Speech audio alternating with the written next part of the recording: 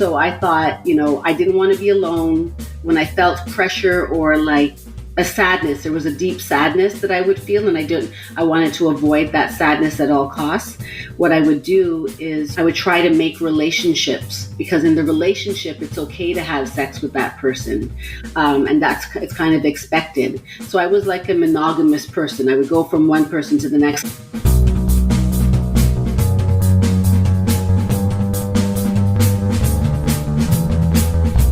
Hello, welcome to another episode of Bunny Hugs and Mental Health, a free safe space for people to share and learn from others' experiences with mental health and addictions.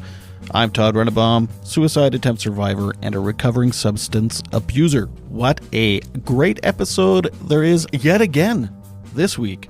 I've been wanting to do an episode like this for quite a while, and I was having a hard time finding someone to talk about it. And now I found someone. Her name is L.A. Wade. She is a Toronto writer, filmmaker, and mental health advocate. You can check her and all her projects out at thisislawade.com. And the lovely and talented L.A. is a recovering sex addict. There's different types of sex addiction, apparently. She's more of a love addict.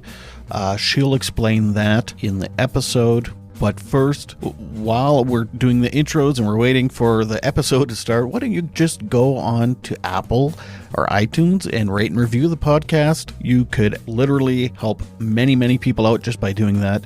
It helps people find the podcast, which then helps people find support through my guests and the things my guests say. And so that's a good thing, right? It's a mental health service, really. So why not just go ahead and do that right now? And if you feel so inclined, you could also check out links in the show notes to buy me a coffee or to buy some merchandise, which would also be very lovely. So while you're doing that, let's get to the episode. So without further ado, I give you L.A. Wade. What is it about saxophones that got you addicted? Saxophones. It's a sax addict, right? A sax addict? No, I'm not addicted to saxophones. Oh. I'm interested in a different type of horn, for sure.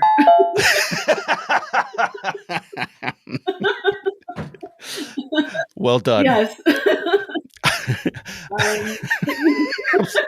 I warned you I'm a smartass, so okay. I'm right here with you. Good. I like the banter. I think that's probably indicative of sex addicts. They like to create a symbiotic kind of like connection, because it's the connection really what I'm addicted to. It's not necessarily the act, although the act makes it better, especially when there is a great connection. And I think that's what was kind of leading me down a rabbit hole, so to speak. Oh man, there's gonna be so many puns. Yes. But in all seriousness, like any addiction, it's not, it's as wonderful as a sex addiction might sound, because people might think sex is great. It's the addiction part that causes problems in people's lives. And that's where you're impacted emotionally, spiritually, financially, mentally, all of those things. And when it attacks how you see yourself, or it distorts how you see yourself and how you treat people, that's where the problem comes into be. And then you want to take it seriously. So I think that I've been able to, in a sense, really confront myself. I think that's when the breakthrough started to happen for me. And I realized that by looking at the parts of myself that I don't usually hold myself accountable to, taking more responsibility in certain areas. And I wouldn't say that it felt good. It still doesn't really feel good to do that. But it felt better than the loneliness and the depths of where I felt alone and not understood, and like nobody in the world understands where I'm coming from, et cetera, et cetera. And I was hurting so many people that I cared about. So I didn't want that anymore. And having two children also really put it in perspective, especially as they're two boys, as they got older. I had to start thinking about, who am I to these young men? Who am I to myself? And who do I want to be continuing with the life that I have left? So I'm not absent to, I don't know your story, I don't know your feelings, but I know that I have also felt and planned to not be here anymore. And when I got there, it was, I just gave up. Essentially, it was exhausting to continue to fight. And it didn't feel like it mattered if I was or was not here. And I had to learn that I mattered to me enough to be here, and that we have a world of over 7 billion people, and that I'm going to matter to at least one of them. So we Hmm. find a way. Hmm. Yeah. Yeah, I'm in recovery myself for addictions. Was alcohol and marijuana and all that kind of good stuff. Yeah. But but yeah, I was definitely partaking in because of living that way, and I've just recently been diagnosed with ADHD as well. So there's a lot of impulsivity too, especially when you're drinking and stuff. And so there's a lot of stuff that you hurt a lot of people around you. You hurt the people you love the most and the people that are supporting you the most. And Yeah. it takes a toll on you. And then you add the guilt and shame and everything else. Oh, there's nothing like guilt and shame to put you in your place. Yes, yeah, and then same thing. I have two sons, and you start raising kids, and you start thinking, oh God, am I a burden, or Right. what the hell? What the hell's going on here? Are they better off without me? And the answer to that is always no. They wouldn't be better off Hmm. without us. But we can't always see that. Hmm. So yeah, I think that that's the biggest thing. And I don't know where this like defiance and resilience to like say the things that I say comes from, but it's given me more strength to tell the story than to not tell the story. Although I feel the shame, I don't feel it the same way when I talk about it now, because I feel like I'm placing myself in a place of owning it and understanding that we all have our cross to bear, so to speak, and that we can strive for more. We can hit a different that I don't mean to say hit the mark, but we can hit a different mark. The one that I was pursuing, and I have to do it with humor, because when you don't, it feels too flippin' heavy. Absolutely, yeah. Yeah, I in the treatment center I went to was I my face hurt from laughing many days. that's awesome. Yeah, I love. I mean, there was a lot of, but I mean, it's almost like it's you just hit all the extremes. Like you have to laugh because you're also working on yourself, and there's so much pain during the day too. And yeah, but Yeah, it's a pretty incredible place to be where you are right now and be able to yeah. I kind mean, of. and I hear people say that all the time. Oh, I wish I could get to where you are, and it's like every day is another journey. It's Mm-hmm, my tagline is "Let the adventures begin," and I also like to say, "Let your living be your healing." And that's because every day is a different adventure, and every moment is an experience to try to heal. What that can do sometimes is make you hyper focused and scrutinizing yourself, and that can sometimes not be very good either. So I think balance is, is the key that I'm still trying to figure out. It's kind of like I was saying to my boyfriend the other day, or maybe it was today, about like, I, as much as I love Jesus, I can't be him. And I live my life trying to move towards that mark. And I think with any addiction or anything else, I don't plan to like fall off the wagon, or I don't plan to hurt people or whatnot. But it happens sometimes. And when you're loved and you're honest with yourself and you can say sorry and mean it, I feel like those people are the ones that will give you another chance, even if it is just our children. I can't get it from my mom necessarily, but I can get it from my kids. Yeah. Yeah. um, so how did the sex addiction look to you? Like, was it constant like It was, short term relationships? Was it one night stands? no, Like you said, connection. yeah. So I was bartering sex for love. So I thought, I didn't want to be alone. When I felt pressure or like, a, a sadness. There was a deep sadness that I would feel, and I wanted to avoid that sadness at all costs. What I would do is, I would try to make relationships, because in the relationship, it's okay to have sex with that person. And it's kind of expected. So I was like a monogamous person. I would go from one person to the next. I was never like the kind of sex addict that was like, there's different types. There's the hypersexual that is mostly what people know, where they masturbate all the time. And the thing is, when you're trying to get over one addiction, the chances of you replacing it with a different addiction is also very high. Because we, like you said, I have complex PTSD from my childhood. And so my childhood, my younghood, my adulthood, it's just been a succession of traumas that have happened throughout my life.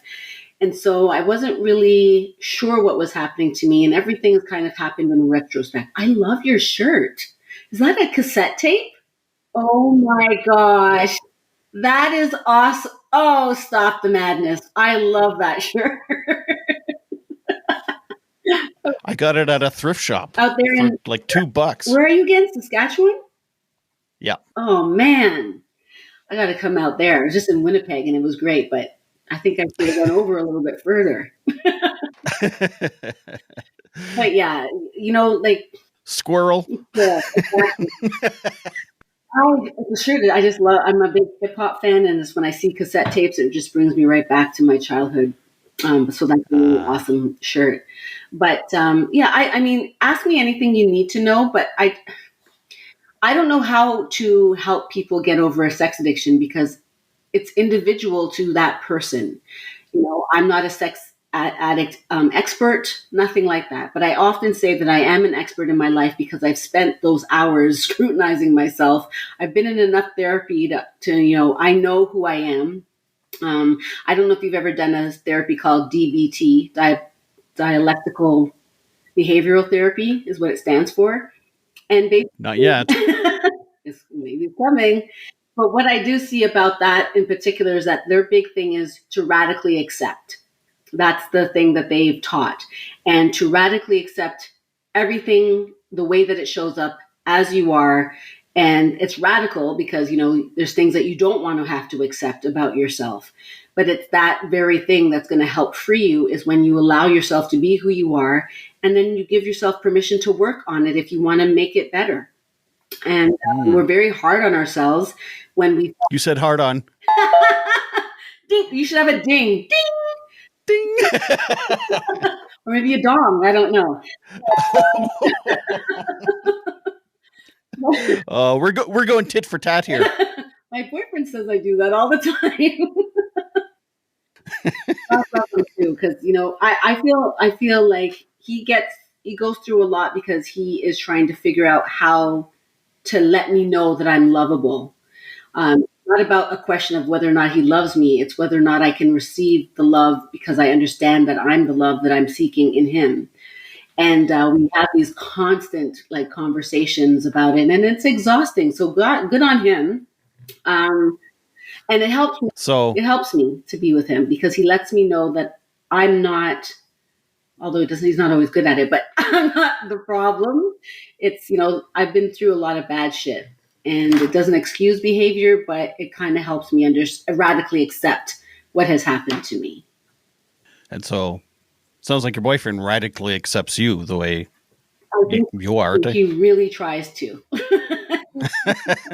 I'm married. I get it too. It's like, oh my God. Everyone always tells me your wife must be so patient. And I'm like, she is. And then at the same time, it's like, am I that bad of a person to live with? When they start talking, when they do the comparison of, oh wow, you're this, well they must be like, that's a good reason to fight for me, because I don't like those comparisons. I don't like feeling like I'm the other and that person is the norm. And addictions, shame, all of those things make you feel othered. And you can't help but walk through the room because you're the one with the addiction. You're the one that was drinking too much. You were the one that was smoking too much. And they seem so perfect to everyone else that God loved them for being with us. And it's kind of like we bring a lot to other people's lives also. And you have to remind yourself of that there's a reason why they love us. There's a reason why we just have to remember that. Mm-hmm. Yeah. Yeah, I'm working on it. I did EMDR therapy a few months back, which is the eye movement something something. The tapping. I had to for No tapping, but tap mine. oh really? Okay, because I've done stuff where there's tapping. My wife has done body talk Oh, practitioner, nice. so yeah. So when you did your It's EMDR, how did it work for you? it didn't hurt. No, I mean, it's so it subtle. hurt. If you're really Pardon me. concentrated on the what you're remembering, the memory, and you're working through that, it can hurt for sure. Well, that's true. Yeah, I mean, I definitely needed like naps and my own space for a few hours after sessions, but long term, I think it did. I mean, it's hard to tell sometimes, right? It is. I think other people notice more than you sometimes. Absolutely. I feel like my therapists have often just sat in awe of my own introspection, kind of like, wow, like you seem very self aware. And I am. But that's proof that that's not all it takes, because Yeah. I'm often in the fetal position. I cry almost every day. Um, but I laugh almost every day also. So that's the important part. And I have to keep remembering that I'm able to have these different emotions, and there's reasons why those emotions are coming up. And I don't need to, I would call it cut them. I call having sex a form of cutting.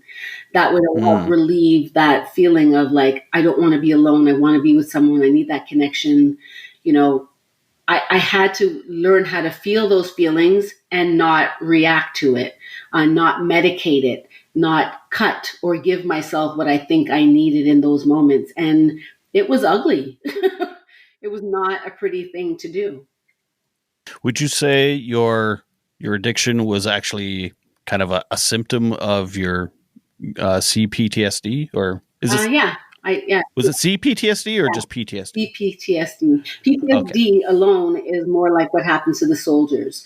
Complex right. PTSD is just succession of traumas. So I've been molested since I was 5. I Mm. had gone through a lot of. I was gang raped. I had become pregnant at a very young age. Like one thing after the next is something that had happened to me. Like and it was always somebody taking from me, and my abuse was not aggressive. In some ways it was manipulative.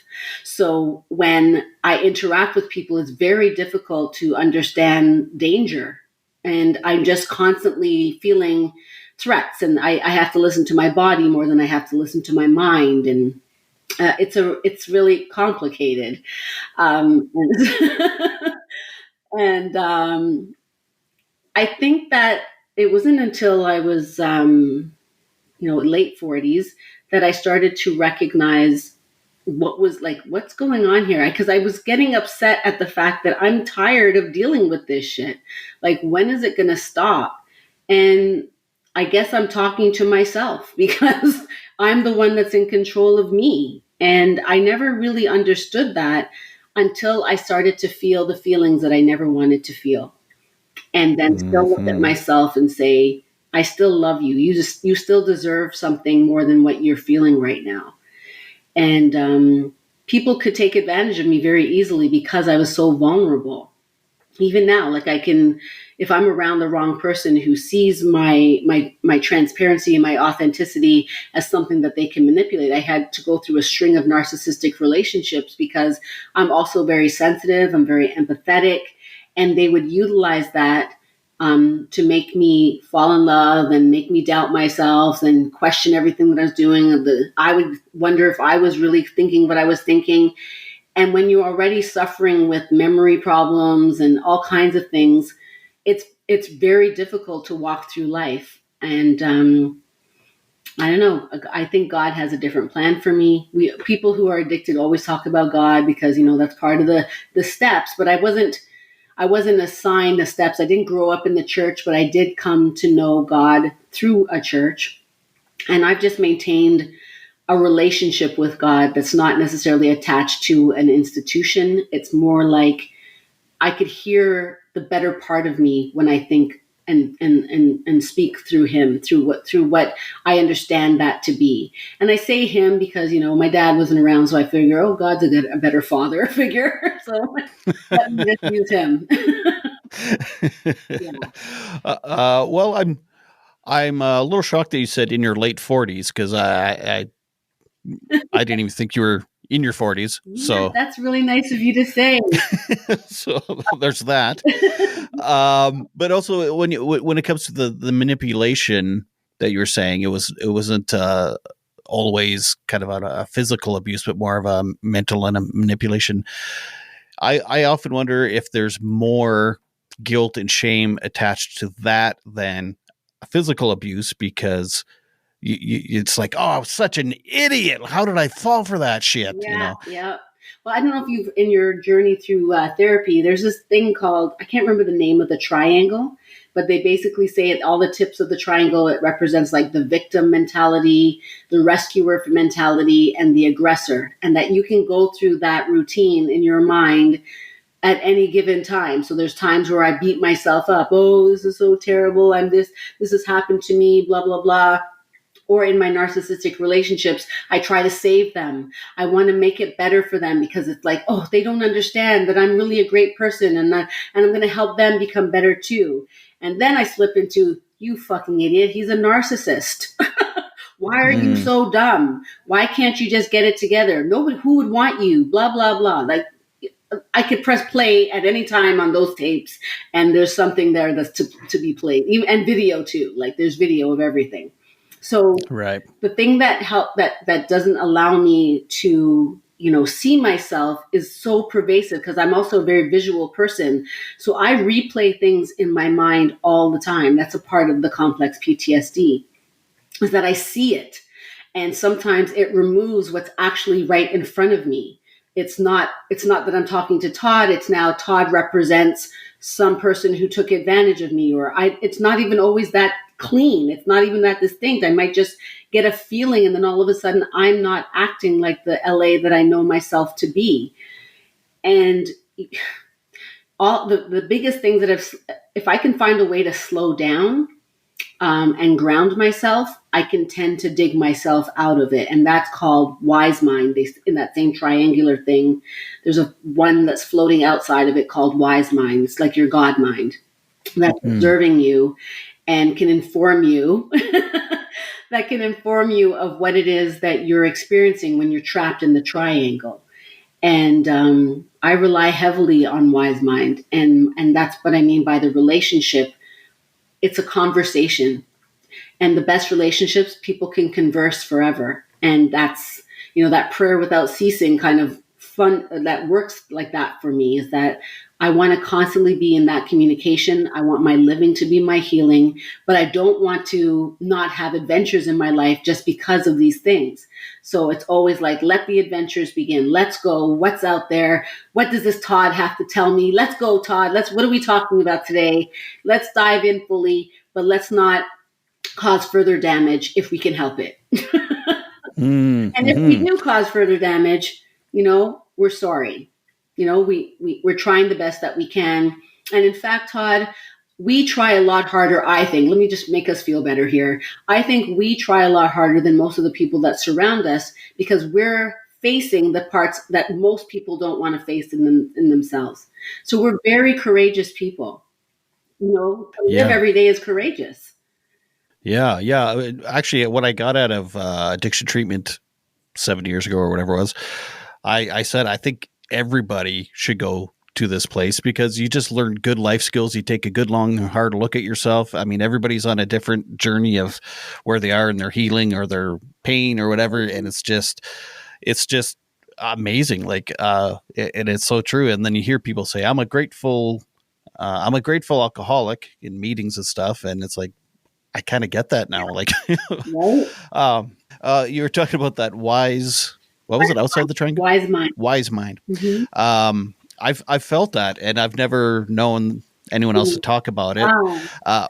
Uh, and it was after I read the book, Untethered Soul by Mm-hmm. Michael Singer. And that's the closest I've ever felt to what I thought was God, was like when I was like so far outside of myself, just observing Yeah. my thoughts, observing what was going on.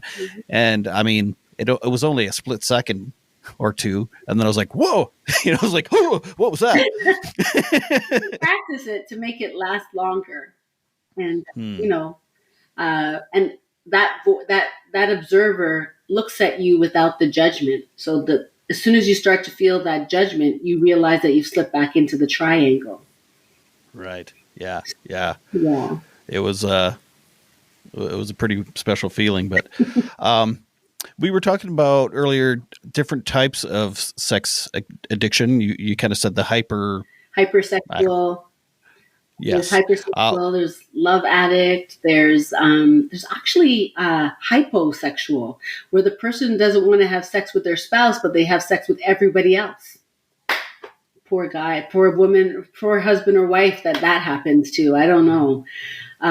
But yeah, there's that. There's different types. You can go. I think I went to sexaddict.ca or .com, and I saw a bunch of different examples of what that is. And I to call yourself a sex addict obviously is very taboo.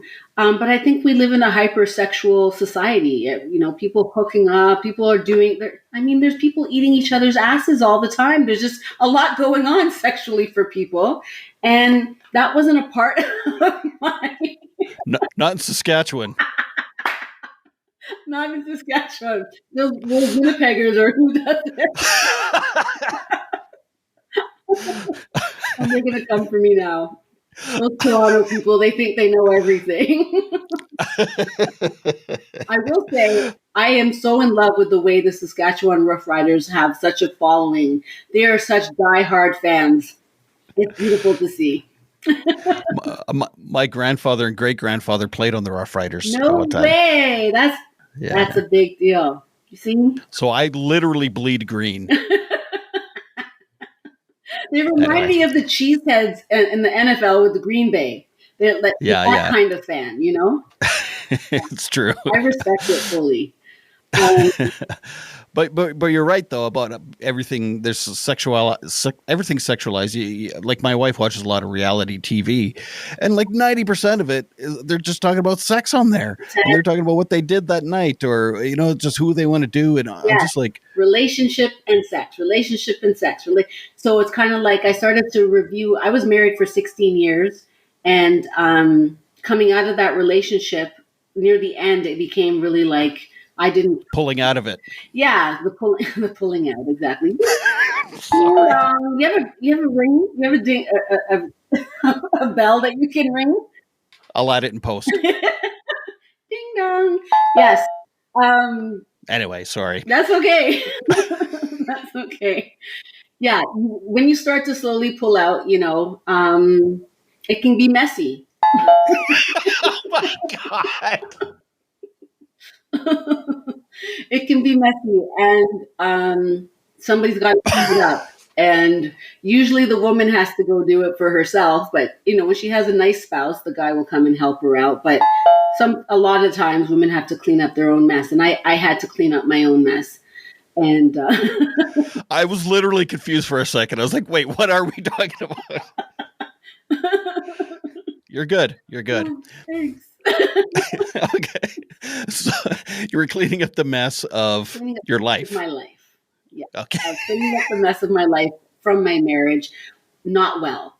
And what I realized is I started to panic. Like I said, I was getting older at that time, and I was petrified that I would be alone. When you get older, my mom's alone, my sister's alone, everybody gets divorced. These older women are just always by themselves, and I'm kind of like, I don't think that's really me. I really like to have somebody around. It was like, no shit, LA. You always want to have somebody around.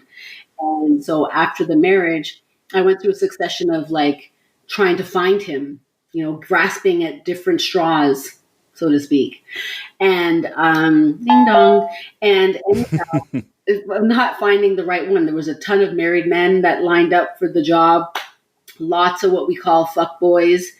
And just different experiences of like me actually leading with wanting the love and then leading with something else. And then there's another mess to clean up.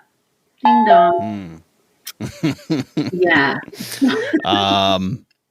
So is that when the addiction kind of took hold? Was after your divorce? Yeah, it was after. It started to happen, I guess, near the end of the divorce when I kind of was trying to plead with my husband to see me. I'm drowning here. I'm dying here. I need you here. And people just don't always, they can't always sense or really understand the gravity of what you're saying. You're saying you need something. They think you're overreacting or whatever it is, and then everything blows up, and they're like, "Wow, I didn't see that coming." Well, yeah, you did. Ding dong. Yeah, ding dong. You did see it coming, and that's part of why. So after going through that hardship of realizing, like, and even when I realized it, maybe it slowed down, but it didn't stop, right? But I did say that I wouldn't go into a relationship until I felt more whole. And I remember a guy who actually really liked whole, WHOLE. uh, he really liked me, but it was so soon after my divorce that I was kind of like, I can't. If I really am on this thing to really fix myself and heal, I can't. And so for 7 years, I was single, but having terrible sex, because in the back, there's like this codependency that happens with love addicts. And so while I thought that I was healing and going into every relationship with, I'm in control here, or every sexual experience, I'm in control here, sometimes you just want to have sex. And like the person who is an alcoholic and says, I can have one drink. It's kind of like that, where if you're having relation with people who don't really care about you, and you don't know the markers, you can't read the room, but you feel like shit about yourself, and it's always because you're with this person who isn't in it for the same reasons as you are, it starts to deteriorate your spirit and your soul. Bunny Hugs and Mental Health is supported by Co-op. I've been a member of my local co-op, Sherwood Co-op, for about 20 years. If you live in Western Canada, especially the prairies, or spent any time here, you've probably fueled up or bought groceries at a co-op. You might even have a co-op number, or 2, or 3. You know if you know. But co-op is not just a gas bar or a grocery store. Although co-op is those things too, it's a different kind of business. Co-op members are owners, and success is shared with everyone. Your co-op doesn't benefit one person or one corporation. Your co-op was built for everyone. Your co-op was built for your community. Learn more about co-op and find a location near you at co-op.crs. Introducing the timely children's book, Sometimes Daddy Cries. The visually stunning book is told through the eyes of a boy whose father suffers from depression. He sees his dad get sad, rest, and even go to the hospital, all while comparing his father's depression to a physical ailment. Sometimes Daddy Cries is getting rave reviews from parents and mental health professionals alike. One critic has stated, "This is a timely and important book that will help countless fathers and sons broach the subject of depression." An Amazon customer commented, "An excellent book to open up a conversation with a young child about depression in a parent." Sometimes Daddy Cries is available in hardcover and paperback on Amazon.ca and Amazon.com. As you continue to go down that spiral, it's kind of like, I didn't want to be there anymore. And I remember, like I said, I was single for 7 years, and it wasn't until the end of that time where I begged my wise mind to show me what I haven't been able to see before. I want to know. I think I'm ready to handle it. And even if I'm not, I know that I have enough skills now to make it better. And I started to, when you ask for something, it happens. You get the answers. And the answers were, you play a role here. You can't be with the married man unless you show up with the married man. You can't allow people to take advantage of you unless you're allowing people to take advantage of you. And while there are reasons, the reasons don't necessarily displace, what's actually happening. Just because there's a reason for it, and that makes it make sense, it doesn't mean that I don't have control over the situation. And I had to really lean into that understanding of my responsibility and my accountability around how I was showing up in those spaces with those people, and how it looked to me. How did I feel? When I started to go to therapy, I started to care about what I thought and how I felt. And that was different than I've ever been treated my whole life, because nobody ever cared what I thought or what I felt. They just took and manipulated me to get what they wanted. And I experienced that pretty much for the majority of my life. So it was it still is challenging, but like I said, when you do something for 7 years, the way I started right out of my marriage to 7 years later, and like after like 34 hours of therapy a month for 3 years, yeah, I kind of am feeling a little bit better about myself right now. And even then, just for all of those who think that you should be better by now, it's a daily thing. It's not something where you arrive at healing. You're not going to just arrive and be, I'm healed. No, it's a choice in every situation. It's the constant renewal of your mind. The Bible really makes sense for me that way. I'm sorry, I missed that last I'm sentence. saying that the Bible really makes sense for me when I'm trying to understand, how to overcome addiction, how to overcome bad behavior. It always has a recipe for that, of what you can say or do to overcome the long suffering of it. And so that's how I more so study the Bible, is to be like, where am I in all of this? Because I'm not Jesus. That's definitely not my protagonist. Let's see. Am I more like this whore over here, or am I the woman at the well, or what's happening? So Virgin Mary. that one I definitely am not. But but yeah, so you try to look for yourself, and there's a lot of really great value in there that I found to help me through. That everything you were saying there, it's like we could be talking about anything, not just sex addiction. It could be just you're just healing. That's just what any addiction, any personality disorders. I mean, it's all trauma, and it's all about healing and not being taken advantage of, and not letting yourself to be taken advantage of. Right. Yeah. Yeah, that radical acceptance.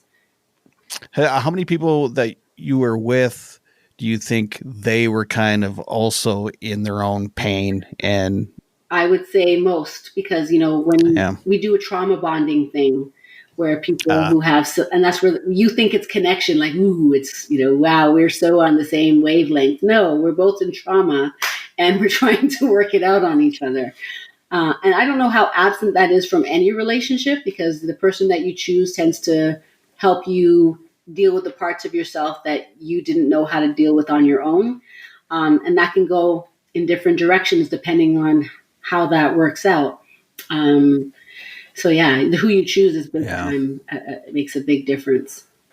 Yeah. So it's a bit of like looking in a mirror in a way. It's like a reflection of you guys are reflecting each other, and it's just the same reflection. Totally. And it's the greatest thing when you're arguing with someone, and then the same things come up, and then you realize, oh shit, like this is not about them. It's actually me again. Or like codependency rears its ugly head again. And it's kind of like, I thought I killed you already. I thought I was cured. Yeah. You think that, like, why am I not cured? And depending on like how much food I've eaten or how much sleep I've had, that can become really bad in my mind. And I can, have a bad time. I won't want to get out of bed. Or I'm so anxious that I'm like, I feel like I need to do something. Working out used to help. Then I got into 2 car accidents and I couldn't work out anymore. It was really bad for me. And then God systematically removed almost everyone from my life. And I had to be alone, because he knew damn well that no matter how many times he gave me the opportunity, I was failing. And I believe that there's a part of you that cares about you so much more than you even care about yourself, that you allow that surrender into that voice, into that knowing, into that understanding. And when that surrender happens, something different is on the other side of it. And then you have to practice walking it out. And like my boyfriend says to me, practice doesn't make perfect. Practice makes you better, but it doesn't make you perfect. And he only said that to me today, and it stuck with me. Like, it's very loud in my head right now, because I need those places where I can say, I fucked up again, and it be okay. Because like, there's always another chance to do better. Progress, not perfection. Yeah. Didn't I write that on all of the addiction places? It's an AA thing. Yeah. Did you take it? Did you go to any 12-step groups? No, because like when you did your own search, it's kind of like an evasive kind of thing. People don't really recognize it as such, and if they do, it's definitely not going to be a woman that's saying, "Oh yeah, that's me." Although I did see on Entertainment Tonight once that Jada Pinkett Smith had come out and said that that's something that she suffered with.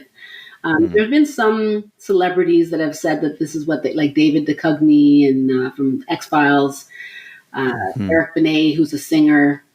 So I've heard, but again, it's mostly men versus women, and it is what it is. If you can't look at yourself and recognize that you're acting in ways that are not supporting who you are as a person, then you're hurting yourself, and you have the opportunity for it to not become a full-blown addiction. You have the opportunity to do things every day to make yourself go in a better direction.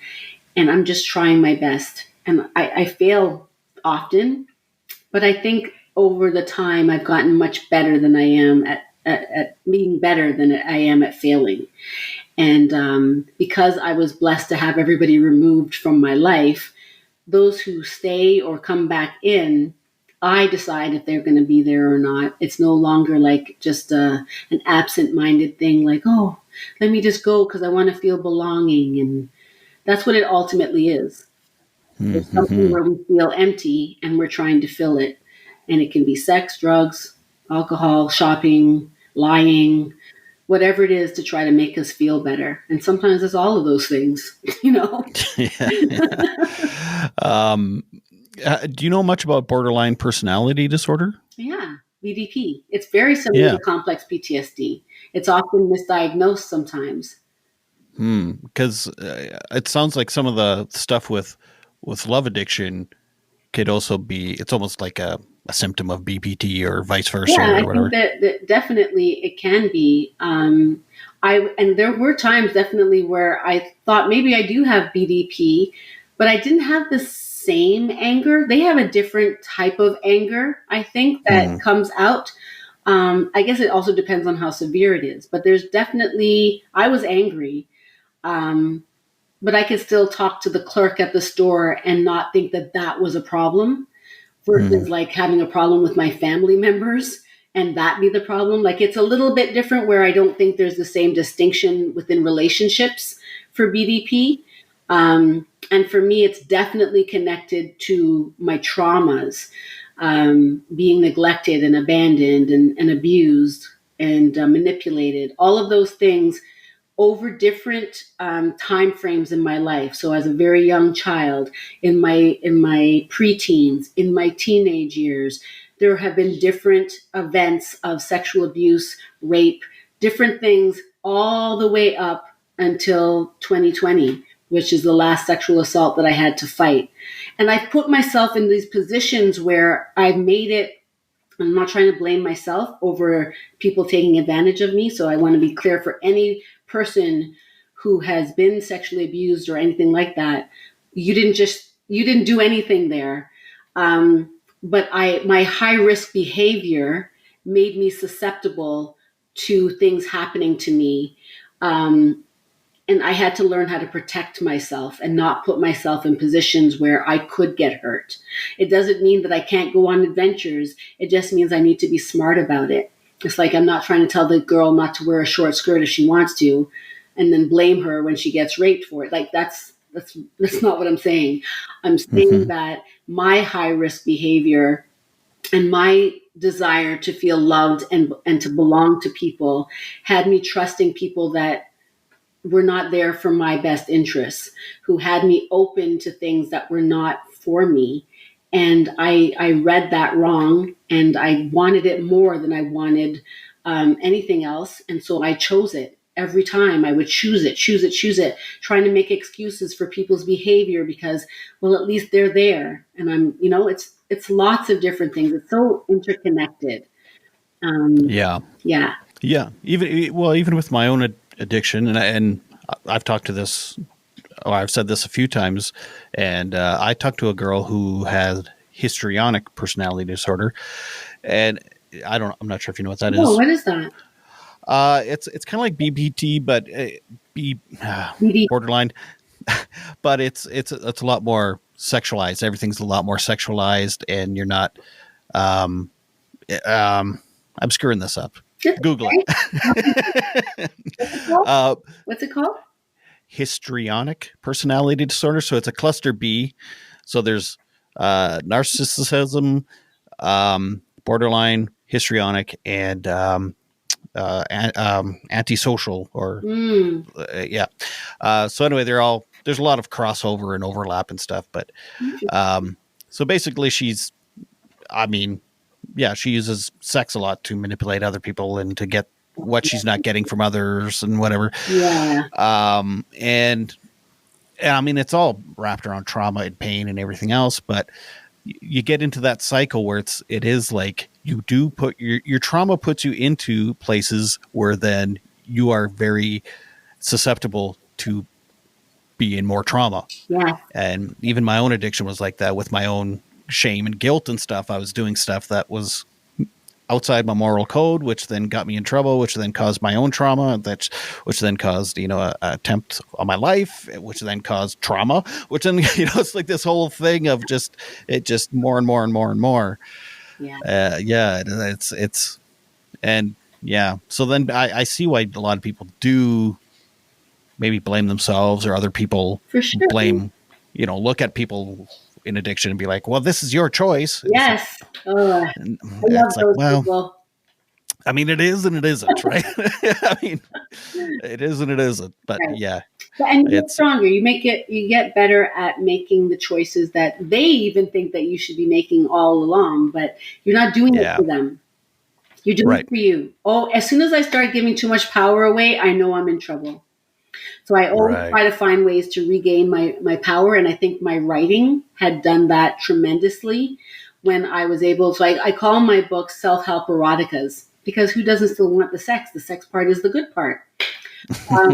But it's attached to pain. So what I do is I try to take this character, her name is Callie Church, and she goes on this adventure. It's kind of like she's writing a diary of her experiences. And she talks about, I met this guy and this is what was happening and this was going on. And she talks about how great it is. And then by the end of the story, you get the lesson of, wow, she couldn't see that coming a long time ago and what she learned from that experience. And sometimes it's not even told. It's not so explicit. It's just kind of like a story that can be seen as tragic. It has funny parts.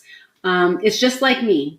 I just show up as it is, but I'm able to tell this story about this woman, and putting it in someone else in the character has helped me heal, because I'm healing myself externally without it feeling like it's me. So it's like giving your best friend the advice that you wish you could follow yourself, except you start to follow it after it's outside of you and you're reading it on a page and you're like, yeah, I could do a little better than this. Plus, it puts you in that observer seat. Yeah, exactly. You have the pen. You're writing the life. So if I'm going to write another book, am I going to show up exactly like I did in volume 1? I sure as hell better not. And now I'm volume 3. So I'm writing right now my 3rd volume in this trilogy of short stories about Callie Church. And this one is called Optical Delusions. And the first one's called Married Men and Fuckboys. The second one is called Friends with Benefits, but Mostly Liabilities. And now the third one will be called Optical Delusions. And it helps me so much to hold that pen and tell those stories from a different vantage point. Interesting. Yeah, I love those titles. Those are all amazing. Yeah. I like it. And then I'm sure one day, I'm also still working on different, I've enjoyed writing. So I've also started to, I've been trying to write that memoir since I left my husband 7 years ago. And it's been like pulling, and it's hard because it's a real shit. It's not a character. It's really you. And so it takes long, and you want to say it and have value. I want to provide value to those who take the time to read it. So that's a very challenging part, but I know that it's going to happen. It's going to happen because I'm in a better place to do it. Yeah. Yeah. I like to do creative things with my pain as well. And Mm. yeah, I've been doing some public speaking and stuff, and it's like, well, Yeah, it's got to be more. It's got to be more of a show than it is, a speaking gig. So yeah, I'm kicking around some ideas in my brain too. But yeah. I wrote a book too. You did? It's called Sometimes Daddy Cries. Oh It's a my kid's God, that is awesome. it's a kid's book. I love it because I very much included my youngest son in my experience of healing. And Mm. people would be like, "What? You talk to your children?" Well, no, I don't tell them about the positions. I just tell him that I'm suffering. Ding dong. So yeah, there's ways to talk to children about what you're suffering. When you bring them along on the journey and they see you crying, they won't think it's them. They'll know that it's okay. That's mommy or daddy's issue, and let me help them. Yeah, it's And powerful. Congratulations. thank you. I love that you did that. Well, and the thing, like, yeah, I know, because I took it to a couple publishers, and they were like, "Oh, it's not fluffy enough, and it's not this, and it's not, the pictures are kind of." I'm like, but this is what it is. Like, This is the truth. what the? People don't want the truth. They want the illusion. Hello. Yeah, yeah. They want a puppy talking to a butterfly about their feelings. I'm like, but that's no. This is, and it's not scary. Like, I have professionals and parents that love the book, and they're like, my kids totally love it, and they get it because it is hard to not make it too dark, but it's Yeah. So anyway, I wonder about people like us who have stories to tell that are a little bit harder to tell. Where are the publishers for that? Because it's so hard to do the self-publishing and really get it where it needs to go. Yet we live in a time where there's so many people suffering, and they're raising children while they're suffering, and they have no idea what to do, how to talk to them, nothing. And then we just keep the cycle going. So you have a book that can help. I don't understand why they wouldn't put that out. I don't know. I also didn't, after like being rejected like twice, I was like, well, screw you all then. I didn't try too hard. Don't stop trying, because I think that there's definitely a space for books like that even any kind of illness, the children need to understand what's happening.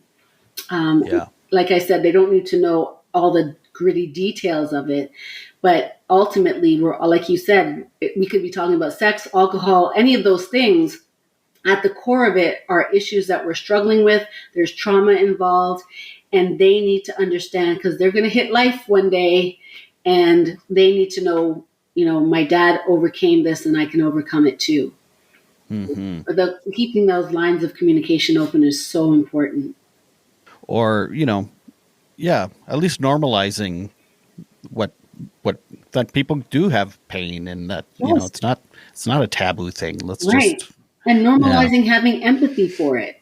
Yes. Yeah, exactly. Right? You can care about me, even though I do things that are different than what you've done with your life and your pain.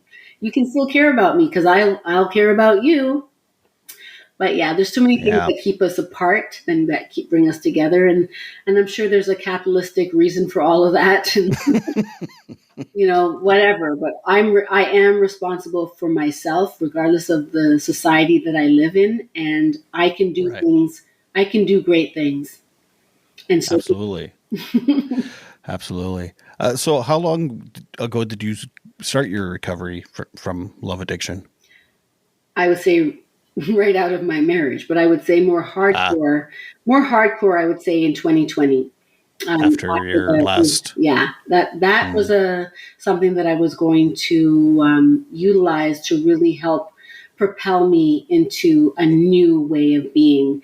And 2020 was like a shit show for most people. So it screwed up the system in the courts. The courts were backed up, all of these different things. Right. And a lot of people got away with doing things simply because there's something called an 11B, where you have to prosecute within a certain amount of time that's reasonable based on the time that they're charged. And so because of that, a lot of people didn't go to court on time, and they got the case, what they called stayed, which means they weren't proven guilty, but they weren't proven innocent, and it kind of just stays where it is. And that was incredibly difficult to overcome as well, because I had been working with a lawyer, working with my therapist for this moment my day in court, so to speak, and I knew that I had a strong case, even though I'm called a sex addict. And I think that when it came down to it, when of what course, which cases get pushed through and which ones don't, you know, do they let the sex addict really pursue this when there's really, we didn't charge this person in enough time? I think that played a role in it. So, you know, how you act and how you show up, even if it's not your fault, can affect your life. And I just want to tell all the people that I ever meet the same. And it's not just for women. I want to tell both men and women, children, that, you know, how you act is important. What you take on as responsibility for yourself is important. Learning how to look at yourself and say, I did something wrong here and I can fix it. Being empowered to do those things. Those are the kind of things that is my message now. Yeah.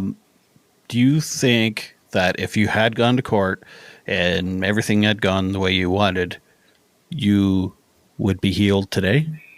No, because all it does, what it, Or not healed, but you know, yeah. No, you're not cured.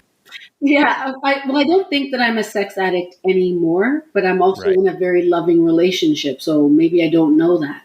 Maybe I know that when we argue, I get afraid. Like, is he going to cheat on me? Is he going to go find somebody who doesn't have my problems?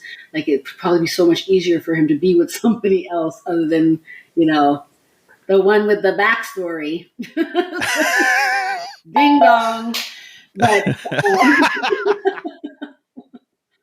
I didn't catch on. but um, he met me here. Like when I released my movie, which was based off of the books, I did a short film called "Thirsty as Fuck: The Adventures of a Recovering Sex Addict," where my character Callie Church comes to life in a short film, which I'm really hoping will get picked up as something if I get a chance to pitch. But he met me when I screened it for my 50th birthday, and it was just really great to have done all of that work, to be able to, I wasn't a director before, to have done all of this and shown up in my own power on my own accord. I did this for myself. I brought myself to this place. And then he appeared. So he didn't meet me when I was a hot mess. He met me at a certain place of my practiced healing, that allowed for us to have an exchange that was, you know, different than the exchanges I've had in the past. And I want to protect it. And so he's actually very fortunate to have met me here and this time with this awareness, because I've been there, done that. And that's not what I know where that goes, and I'm not interested in that. But there's still that insecurity that they didn't do that work, or I don't know what kind of work he's done. So I don't know where he's going to go. And I pray that if that ever happened, that it doesn't send me on another trajectory in the opposite direction, because we do tend to give away a lot of our power in these situations. So I'm trying to maintain my power, trying to keep level headed, and also still enjoy the adventures of being in this new time of my life without beating myself up about every single thing. It's not fair to you or your children or the people that care about you. They like when you're feeling whole and complete. So, you know, meet them where what they like. But I like when I'm whole and complete too. When I know it, I am whole and complete, but I like when I recognize it. Yeah. Yeah. I've been struggling the last few days, so I needed that last little bit of pep talk there. It actually got a little emotional there, because It's so fun. because I have been doing so much work, and it's like you do kind of slip into relapses ish. Of course. Not a relapse, but like you, Of course. yeah. The thoughts, So the feelings. And like I said, those feelings are like, they're overwhelming. They're like a tsunami at times. And if you don't have enough sleep, if you're not eating right, all of those things can contribute to it feeling more like a tsunami than that's the wave coming in and going back out. And so, yeah, yeah, eating right is hard sometimes when shit's hard. So you want to binge and eat the wrong things. However, you also want to take care of yourself so that you have more of an anchor when those times hit. Because when the waves come, but you're anchored, You might go a little bit like this with the wave, but you can come back. You're like that buoy that comes back. It's not going to knock down. That boy. Buoy. Buoy. Yeah. I feel all that. You called it cutting, but it was like, the last few days, it's like I purposely don't eat because I'm not worthy, that kind of stuff. Or it's like, I'm doing these really subtle, really, yeah. And it's like when it grabs you, though, it's like, okay, I know I've been grabbed. How do I get out of this grasp? Step by step, you do the first thing that is the right thing that you can do in that moment. And if it's make your bed, then make your bed. If it's go to the shower and just let the water beat over you, then you do that. If it's to eat an apple and still eat the chocolate bar, then do that, because then you can't just say you're only eating chocolate bars. You can say, I also ate the apple. And you'll know it will start to change again when you make more and more steps towards what you want. We give away our power, like I said. So we want to take steps towards what we want to experience. And that's what drives me every day. Sometimes it's also having hard conversations that you're really avoiding. Yeah, 100%. And finding new ways to have them, trying out different language, I'll never stop saying the accountability piece, because it just means so much more when you're talking about how you're sorry and you can really acknowledge what your role was in that, and not from a place of beating yourself up, but from a place of like, you know what? I can understand that how I acted will make somebody feel that way. And thank goodness we have the grace to get their forgiveness. And they know that we struggle. Those that are closest to us, they know that we're struggling. They're trying to give us grace. And if they ever got really tired of it, that's totally within their right to do so. But their being there doesn't make you whole or not whole. You have to decide what you want for yourself, whether the person is there or not. And that's the challenge, right? That's the challenge. But I'm here for the challenge. Let the adventures begin. Let's go, baby. Let's go, boy. Boy, let's do this.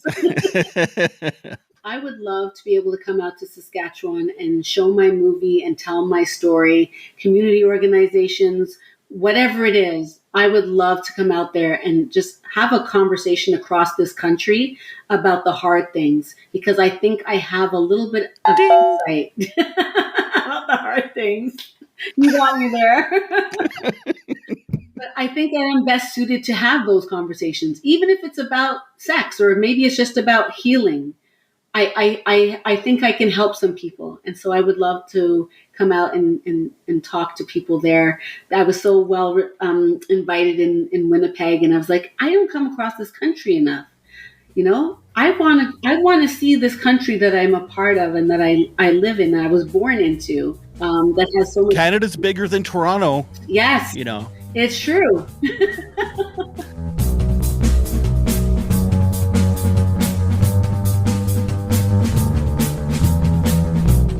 Thank you so much for that, LA. It was a blast talking with you. It was also very. I wasn't in a great headspace those few days around there, so I just appreciate your wise words and your encouragement and your support and your humor. It really was a lot of fun talking with you. So hopefully we work together again in the future, and maybe you can come to Saskatchewan and show your movie. And maybe while you're here in Saskatchewan, you can check out Regina Plumbing and Heating. They also do cooling, and they do big new construction industrial stuff, or they can just come and unclog your toilet. So you can give them a call. That's Regina Plumbing and Heating. And a thank you to Co-op for sponsoring the podcast for, it's been almost a year now. Thank you so much for them and for everything you do and all the support. Thank you to all of you for listening, for messages, for rates and reviews and coffees and merchandise. It's all very, very, very, very appreciated, and every dollar helps. So yeah, it's very much appreciated from my entire family to you. Thank you so much. And hey, stay tuned. There's going to be a lot more wonderful episodes with incredible guests. So until next time, please remember to make your beds and take your meds. Bye.